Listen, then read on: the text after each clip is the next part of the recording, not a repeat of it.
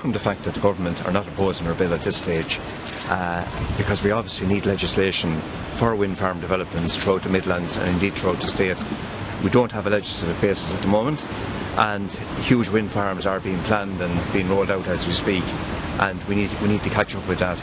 Now the question here though is that the question for the government is that will they allow the bill now to proceed through the Houses of the Oireachtas quickly, or are they going to sit on this till after the local elections? Is this apply just to get them by for the next 6 or 7 weeks and then hope maybe to move on beyond it without taking our bill on board?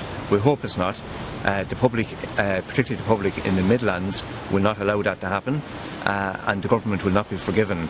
Labour and Fine Gael will not be forgiven if it's just a cynical ploy. Are you not a bit suspicious, Brian, that maybe Labour are trying to stop themselves getting a black eye, if you want, on the doorsteps, particularly since some of their TDs will be ones who lives in areas in the Midlands that will be mostly affected by these joint wind farm plans?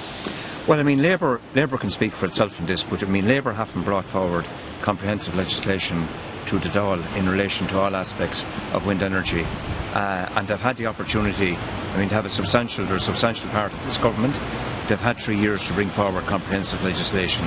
They have failed to do so, while a couple of individuals in the Labour Party have brought forward some legislation regarding planning, some of the planning aspects. The government and the Labour Party, as a major player in government, a substantial part of the current government, have failed to do so, and they need to account for that on the doorsteps. But the main thing for them at this point is, if Labour are serious, and this is their opportunity to show it, they will now come out and they will support this bill openly, and they will now push the government and push Enda Kenny and John O'Sullivan and Phil Hogan to move this bill through the Dáil quickly before the local elections, and ensure that people are not just being hoodwinked. That's the question.